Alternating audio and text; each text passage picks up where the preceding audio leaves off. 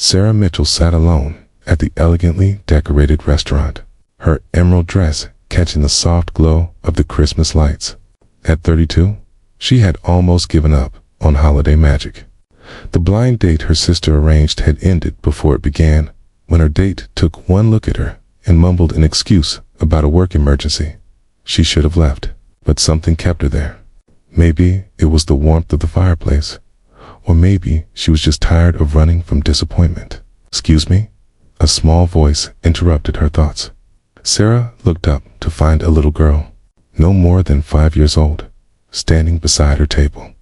The child wore a festive red velvet dress with a white collar, and her blonde hair was pulled into adorable pigtails.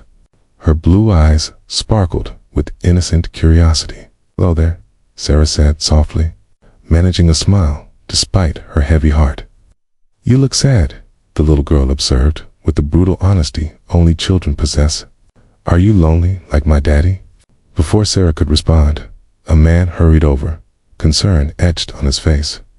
He was in his late 30s, dressed casually but neatly, with kind eyes that immediately apologized.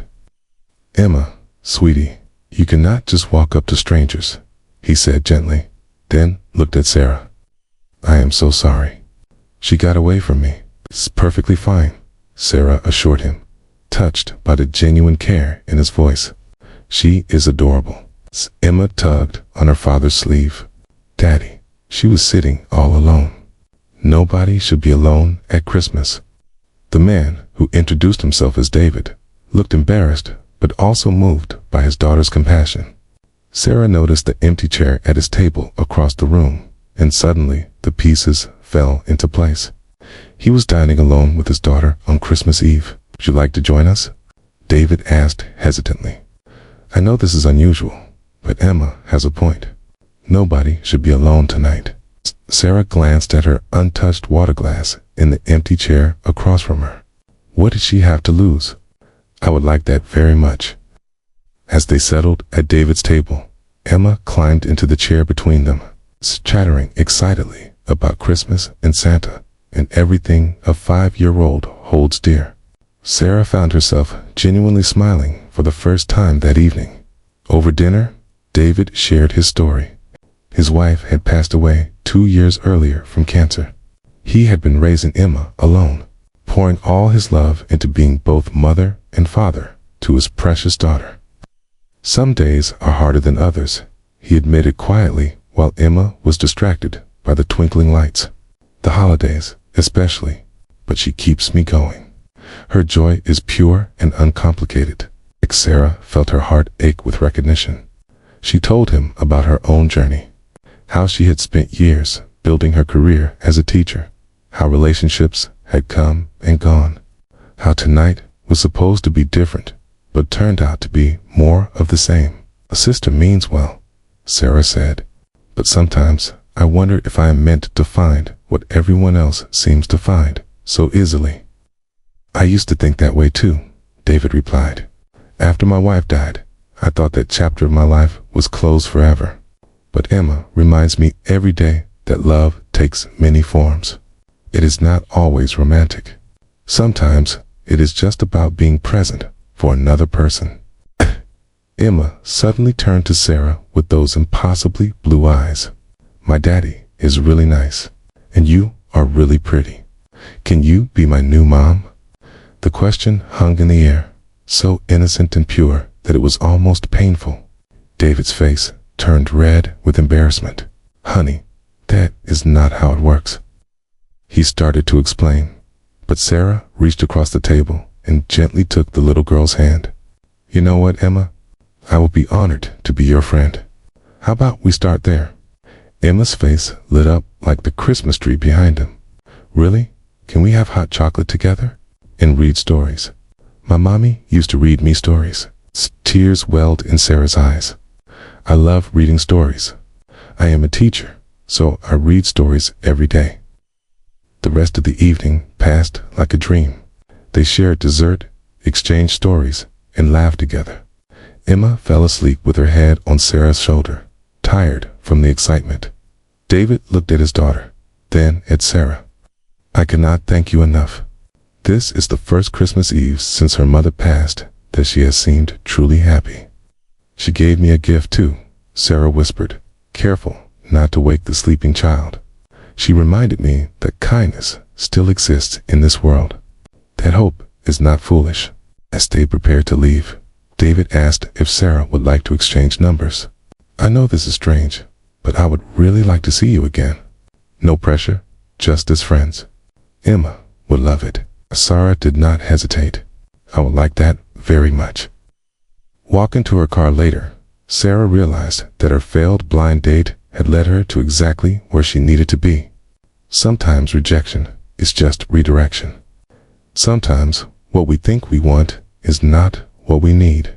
And sometimes a little girl's innocent question can open a door we did not even know was there.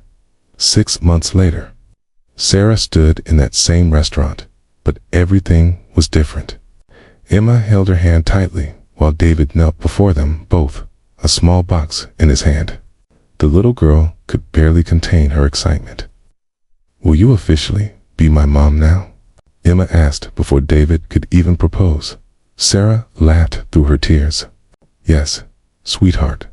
Yes, to everything. The restaurant staff, who remembered that Christmas Eve, burst into applause. The manager brought out champagne and apple juice for Emma on the house. And as Sarah looked at her new family, she understood something profound. Love does not always arrive the way we expect. Sometimes it comes through rejection and disappointment. Sometimes it is delivered by a 5-year-old girl with pigtails and a heart too big for her tiny body. Sometimes it is found in the most unlikely places, on the loneliest nights. When we have almost given up hope, that Christmas blind date had been a disaster.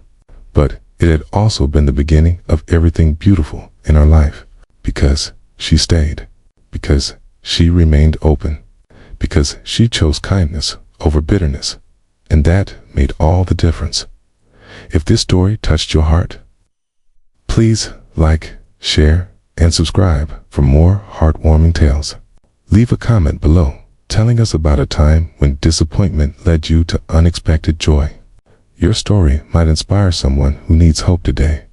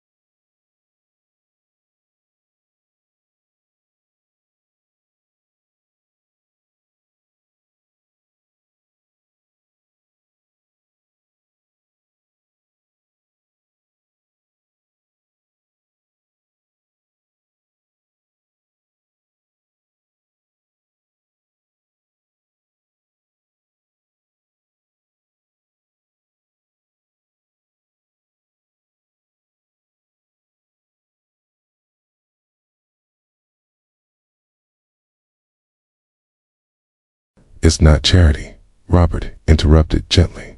It's tuition. For your granddaughter, Emma. Full scholarship, all the way through college. Because, you're right, she should grow up to help people. And the world needs more people like her. More people like you. Lena's hands trembled as tears rolled down her cheeks.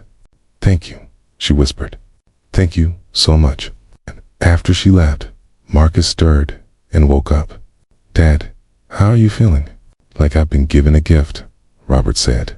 And I want to talk to you. Really talk. About everything. About your life, your dreams, about what makes you happy. Not about business. About you. Keith smiled, a real smile that reached his eyes. I'd like that, Dad. I'd really like that. 3 months later, Robert stood in his garden at home, watching the sunset paint the sky in shades of orange and gold. He had sold his majority stake in the company, keeping enough to remain comfortable, but stepping back from the endless pursuit of more. Marcus visited twice a week now, sometimes bringing dinner, sometimes just sitting and talking.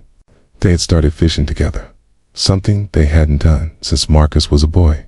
And every Sunday, Robert had lunch with Elena, her daughter Sophia, and little Emma, who would tell him about her week with a kind of enthusiasm that reminded him what really mattered.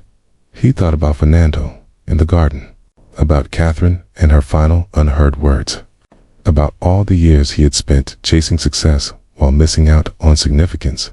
But he also thought about second chances, about the grace of being able to change course, about the unexpected wisdom that can come from the most unlikely sources. Robert smiled as Marcus's car pulled into the driveway. His son waved from the window. And Robert's heart filled with warmth. He had been given a rare gift, a chance to hear his own eulogy while he still had time to rewrite his legacy. And he wasn't going to waste a single moment of it.